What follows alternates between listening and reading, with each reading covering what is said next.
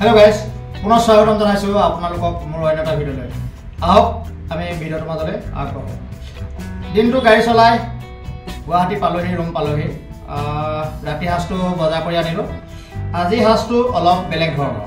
ধৰণৰ আজি কি কাৰণে কৈছো মানে গৰম দিন পালেহি গৰম দিনৰ কাৰণে এই বস্তুটো বৰ ভাল এই বস্তুটো মানে কি হ'ল আপোনাৰ হিডল মাছৰ হিৰম্বা আহক এই হিডল মাছৰ হিৰম্বাটো উপকাৰিতা আছে বহুত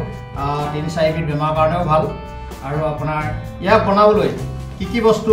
প্ৰয়োজনীয় হয় সকলো কিটা বস্তু মই আপোনালোকক এতিয়া দেখাই যাম আৰু বনোৱাৰ তৰিকাটো দেখাবলৈ মই প্ৰয়াস কৰিম বন্ধাকবি পাত মানে আমি যে বজাৰৰ পৰা কিনি আনো বন্ধাকবি এই বন্ধাকবি পাত যিটো পাত বন্ধাকবিটো ওপৰ পাতখিনি যে পেলাই দিয়া সেই পাত এয়া পাত আপোনাৰ ঘৰৰ পেলনীয়া পাত মানুহ আপোনাৰ হিচাপত যেজন মানুহ হয় বোলে কাৰোবাৰ সৰহ থাকে সৰহ হ'লে পাত মানে 2 কিলোমান সৰহকৈ দিবলগীয়া হয় এটা কম হ'লে কমকৈ দিলে হ'ব এয়া বন্ধাকবি পাত আৰু আপোনাৰ এইটো কচু এইটো দেখিছে এটা কচু লাগিব আৰু নহৰু আদা আৰু বিলাহী এফালে আপোনাৰ আলু এই ভাইটিয়ে মানে মোক সৰু কাৰণে ভাইটি বুলি কৈছোঁ লগতে একে আমি লগত থাকোঁ দুইজনা আৰু আপোনাৰ এয়া ভোট জলকীয়া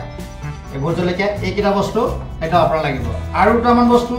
আমি বজাৰত বিচাৰিছিলোঁ নাপালোঁ ভাইটি কি নাপালোঁ তুমি কৈ দিয়াচোন আমাৰ কিছুমানে কয় এই নংচাক এটা হ'ল নংচাক মণিপুৰৰ প্ৰিয় খাদ্য বস্তু আৰু এটা কলডিল কোনোবা কলফুল বুলি কয় কোনোবা কলডিল বুলি কয় তেনেকুৱা সকলোকেইটা বস্তু যোগাৰ কৰি ল'লোঁ মাছটো আপোনাৰ ধুই ল'লোঁ ধুনীয়াকৈ মাছ ধুই ল'লোঁ গোটেইকেইটা বস্তু ধুনীয়াকৈ ধুই মেলি চফা কৰি ল'লোঁ এতিয়া আমি মাছটো বইল কৰিম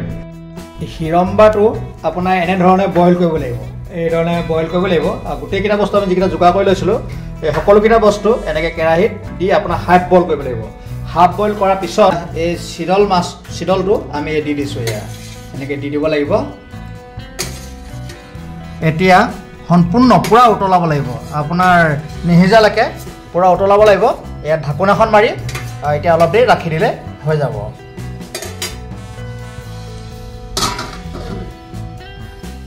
এতিয়া বইল কৰি আমি আনিলোঁ এতিয়া বইল ইয়াৰ পৰা এই এইখিনি বইল কৰা হৈ গ'ল এতিয়া আমি বেলেগ এটা পাত্ৰত ইয়াক নিব লাগিব এয়া চাওক আমি এতিয়া বেলেগ এটা পাত্ৰলৈ এনেকৈ নিব লাগিব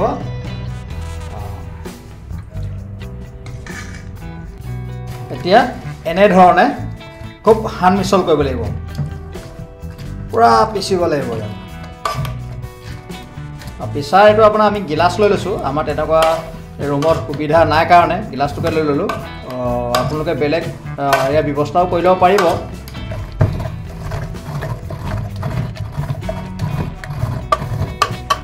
মাজে মাজে আপোনালোকৰ পানীও দিব পাৰে পানী দি গ'লে মানে এই বস্তুটো মানে ইয়াত মিশ্ৰণটো বেছিকৈ হয় বেছিকৈ একদম পাতলা কৰিব নালাগে ইয়াত ডাঠ কৰিব লাগে ডাঠ মানে একেবাৰে ডাঠ নহয়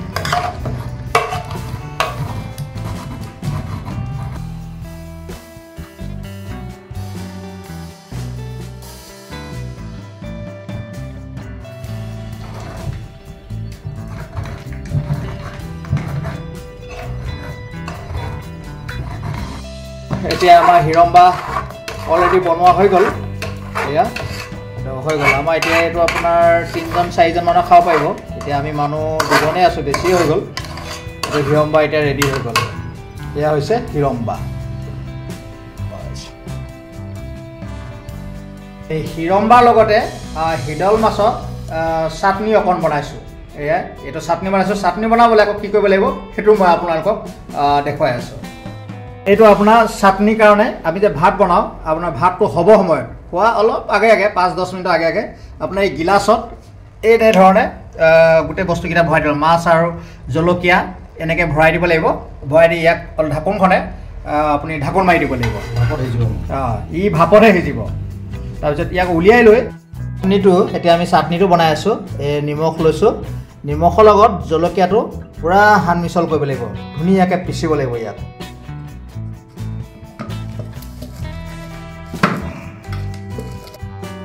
সকলোখিনি মাছ বিলাহী আলু ধুনীয়াকৈ ভাঙি একদম পূৰা আপোনাক পিচিব লাগিব এনেধৰণে পূৰা মিলাব লাগিব ধুনীয়াকৈ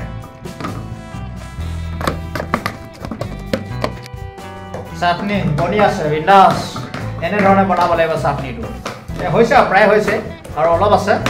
আৰু আপোনাৰ মানে ইমান ধুনীয়াকৈ আপুনি মিক্সাৰ কৰিব পাৰিব গোটেইকেইটা বস্তুৰ লগত আৰু সিমানে ইয়াৰ টেক্সটিটো আহিব প্ৰায় হৈ গৈছে আৰু এনেধৰণে ইয়াৰ শীতল মাছৰ চাটনিটো বনোৱা হয় খাই মেলি সকলো ৰেডি হৈ গ'ল হিৰম্বা হৈ গ'ল চাটনি হৈ গ'ল চব হৈ গ'ল এতিয়া আমি খাব লৈছোঁ আৰু ইয়াৰ উপকাৰিতাৰ বিষয়ে কথা হ'ল কি আপোনাৰ শীতল মাছৰ এইটো